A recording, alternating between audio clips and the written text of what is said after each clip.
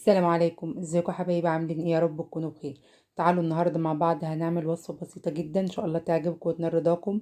عملنا مع بعض وصفات كتير للمعجنات وكلها اللهم لك الحمد نالت تعجبكم ان شاء الله. وصفه النهارده كمان تعجبكم من غير لا عجن كتير ولا فرد ولا تخمير. ان شاء الله الوصفه بتاعتنا تكون بسيطه وسهله ليكم. يعني لو انت اول مرة تعملي معجنات او فطاير ان شاء الله هتطلع معاكي ناجحة من اول مرة.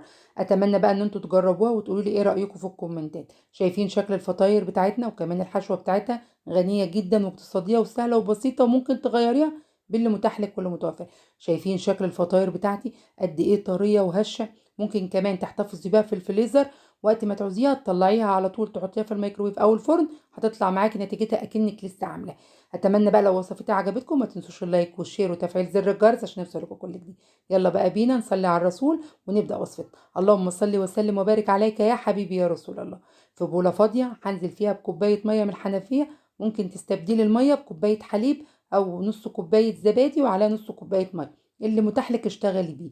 حطيت عليها معلقه سكر كبيره، باكت خميره فوريه، وممكن كمان تشتغلي بالخميره البيره قطعه قد عين الجمل كده.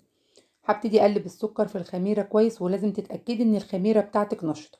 اقلب بقى السكر والميه كويس لحد ما الخميره تختفي تماما او تدوب بمعنى اصح. بالطريقه اللي انتوا شايفينها دي مكوناتها بسيطه جدا زي ما قلت لكم، ممكن تستخدموا لبن او زبادي.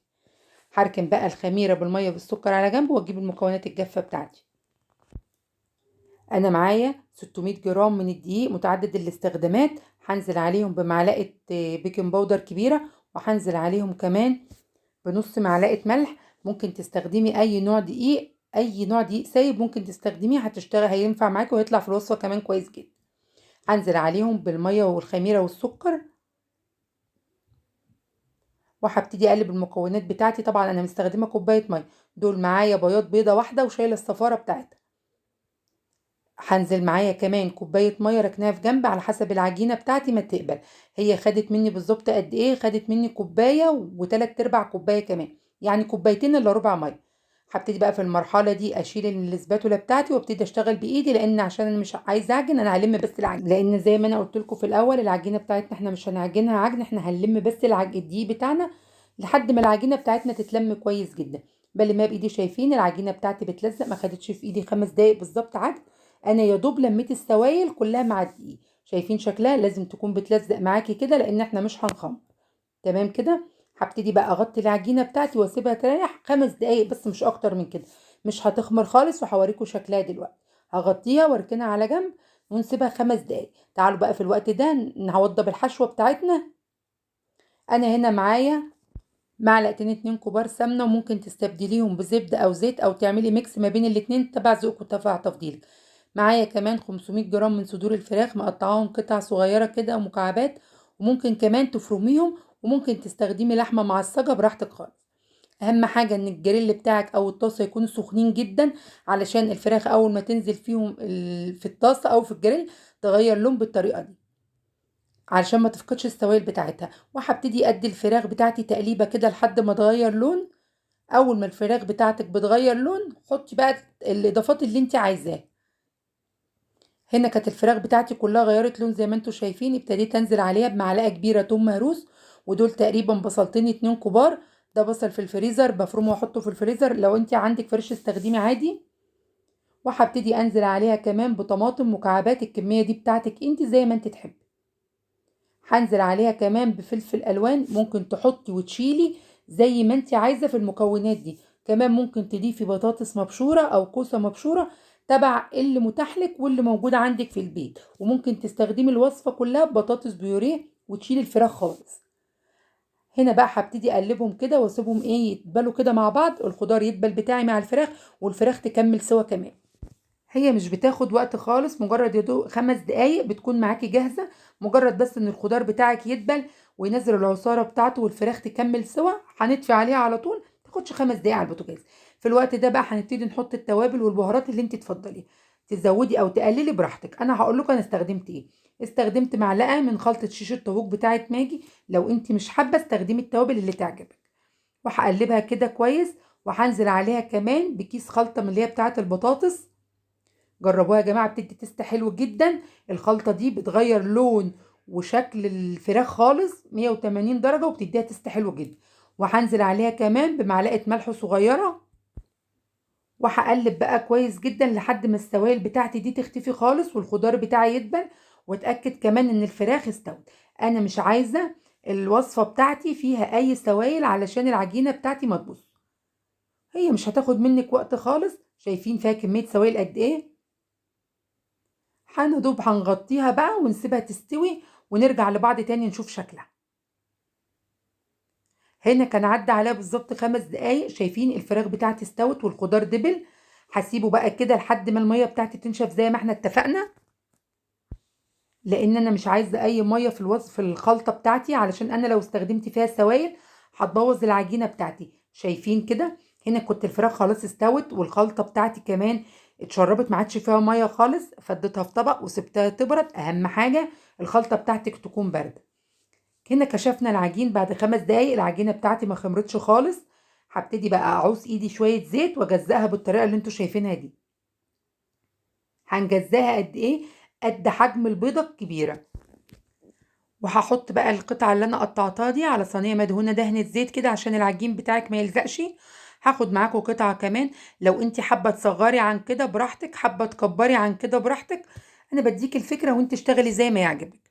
هنا كنت خلاص خلصت التقطيع بتاعي كله. هم طلعوا تقريبا معايا 16 قطعة عجين. زي ما انتوا شايفين كده هغطيها بكيس بلاستيك، مش هريح العجين خالص، هشتغل معاكم على طول. لان زي ما احنا اتفقنا العجينة بتاعتنا ما بتريحش ولا بتخمر خالص. على سطح العمل هدهن دهنة زيت او رشة دقيق براحتك خالص. وهبتدي اخد اول قطعة قطعتها هبتدي ان انا افردها. تفرد معاكي بكل سهولة زي ما انتوا شايفين كده. اهم حاجة انك تتكي على الطروف وتسيبي الوسط بتاعها مليان شوية. شايفين؟ يا رب يكون الشكل واضح اكتر من الشرح. شايفين كده؟ هبتدي بقى احط الحشوه بتاعتي في وسط العجينه. لو انت حابه تزودي او تقللي في الحشوه ده حاجه راجعه لك انت وتبع ذوقك وتبع تفضيلك. اهم حاجه ناكد عليها ان الحشوه بتاعتنا تكون بارده عشان العجين بتاعك ما يتقطعش. انا هنا هاخد معلقتين 2 من الحشوه بتاعتي. ممكن كمان تزودي جبن لو انت حابه، وممكن تحطي زيتون براحتك خالص.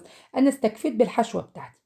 هلم كده الاطراف واعملها زي سره صغيره كده زي ما انتوا شايفين بالطريقه دي. المها على ايدي والفها كده. العجينه بتاعتي سهله وسلسه جدا. وعلى صينيه بقى مدهونه دهنه زيت خفيفه وهحط المعجنات بتاعتي بالطريقه دي.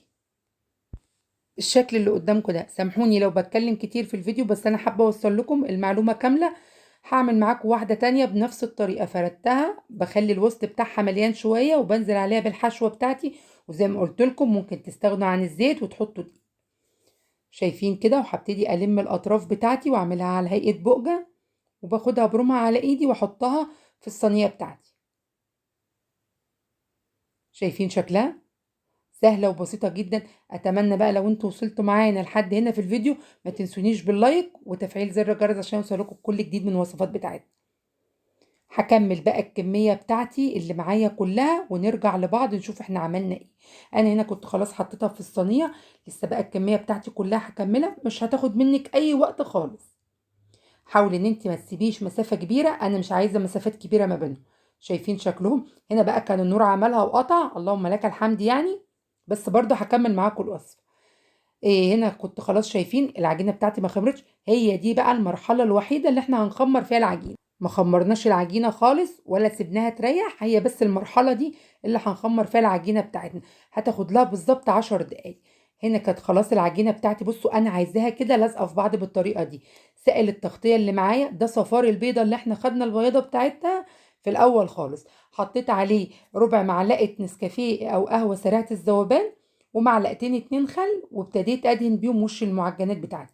نستغنى عنه بايه؟ ممكن تحطي معلقه سكر مدوبه في ربع كوبايه ميه، وممكن تستخدمي معلقتين حليب، وممكن تستخدمي رشه زيت، وممكن تسيبيها كده هتطلع برضو معاكي زي الفل.